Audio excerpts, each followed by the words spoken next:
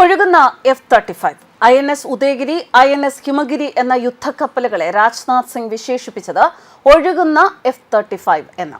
Indian നാവികസേനയ്ക്ക് കൂടുതൽ കരുത്തു പകർന്ന് 2 യുദ്ധക്കപ്പലുകൾ കൂടി കഴിഞ്ഞ ദിവസം നീറ്റിലിറങ്ങി. മേക്ക് ഇൻ ഇന്ത്യ പദ്ധതിയിൽ തദ്ദേശീയമായി നിർമ്മിച്ച INS ഉദയഗിരി, INS ഹിമഗിരി എന്ന കപ്പലുകളാണ് ചൊവ്വാഴ്ച കേന്ദ്ര പ്രതിരോധ മന്ത്രി രാജ്നാഥ് സിംഗിന്റെ അധ്യക്ഷതയിൽ നടന്ന ചടങ്ങിൽ നീറ്റിലിറക്കിയത്.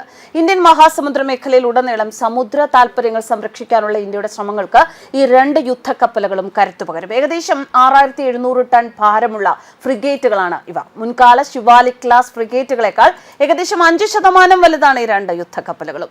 ഇന്ത്യൻ നാവികസേനയെ അഭിനന്ദിച്ച് പ്രതിരോധ മന്ത്രി രാജ്നാഥ് സിംഗ് കഴിഞ്ഞ ദിവസം പറഞ്ഞത് INS ഹിമഗിരിയുടെയും INS ഉദയഗിരിയുടെയും വിശേഷതകളാണ്. കമ്മീഷനിങ്ങിന് പിന്നാലെയാണ് കേന്ദ്രമന്ത്രി സേനയെ പ്രശംസിച്ചത്. നിങ്ങൾ ഒഴുകുന്ന F-35 നിർമ്മിച്ചു എന്നാണ് രാജ്നാഥ് സിംഗ് പറഞ്ഞത്. ഇന്ന് നിങ്ങൾ തദ്ദേശീയമായി നിർമ്മിച്ച F-35 യുദ്ധക്കപ്പൽ വിക്ഷേപിച്ചു. ഒരു രാജ്യത്തിന് പറക്കുന്ന F-35 ഉണ്ട്. നിങ്ങൾ ഒരു ഫ്ലോട്ടിംഗ് F-35 നിർമ്മിച്ചു, അതും ഇന്ത്യയിൽ നിർമ്മിച്ചു എന്നായിരുന്നു രാജ്നാഥ് സിംഗിന്റെ വാക്കുകൾ. 2 പുതിയ യുദ്ധക്കപ്പലുകളെയും പ്രശംസിച്ചുകൊണ്ട് INS ഉദയഗിരിയും INS ഹിമഗിരിയും കമ്മീഷൻ ചെയ്യുന്നത് ഇന്ത്യൻ നാവികസേനയുടെ ശക്തി, എത്തിച്ചേരൽ, പ്രതിരോധശേഷി എന്നിവ ഗണ്യമായി വർദ്ധിപ്പിക്കുമെന്ന് രാജ്നാഥ് സിംഗ് പറഞ്ഞു. ആത്മനിർഭർ ഭാരത് എന്ന ലക്ഷ്യത്തിലേക്കുള്ള ഒരു സ്വപ്ന സാക്ഷാത്കാരമാണിത്. ഈ 2 യുദ്ധക്കപ്പലുകളും രാജ്യത്തിന്റെ സുരക്ഷയിൽ ഒരു നാഴികക്കല്ലായിരിക്കുമെന്ന് എനിക്ക് ആത്മവിശ്വാസത്തോടെ പറയാൻ കഴിയും, അദ്ദേഹം പറഞ്ഞു. ഇന്ത്യൻ നാവികസേനയ്ക്ക് വേണ്ടിയുള്ള അവസാന വിദേശ ഓർഡർ INS തമാൽ ആയിരുന്നു. ഇന്ത്യൻ നാവികസേനയ്ക്കായി ഭാവിയിൽ ഒരു കപ്പലും വിദേശത്ത് നിർമ്മിക്കേണ്ടതില്ല എന്ന് ഞങ്ങൾ തീരുമാനിച്ചു. ഞങ്ങൾ ഇന്ത്യയിൽ തന്നെ ഞങ്ങളുടെ കപ്പലുകൾ നിർമ്മിക്കും. പ്രതിരോധ നിർമ്മാണത്തിൽ സ്വയം പര്യാപ്തത കൈവരിക്കുന്നതിനുള്ള വളരെ നിർണായകമായ ഒരു ചുവടുവയ്പ്പാണിത് എന്ന് അദ്ദേഹം പറഞ്ഞു. 2050ഓടെ 200 യുദ്ധക്കപ്പലുകളുള്ള രാജ്യമായി ഇന്ത്യ മാറുമെന്നും പ്രതിരോധ മന്ത്രി കൂട്ടിച്ചേർത്തു. INS ഉദയഗിരി ഇതിന് 149 മീറ്റർ നീളമുണ്ട്. പരമാവധി വേഗം 28 നോട്ട്സ് ആണ്, അതായത് മണിക്കൂറിൽ ഏകദേശം 52 കിലോമീറ്റർ വേഗം.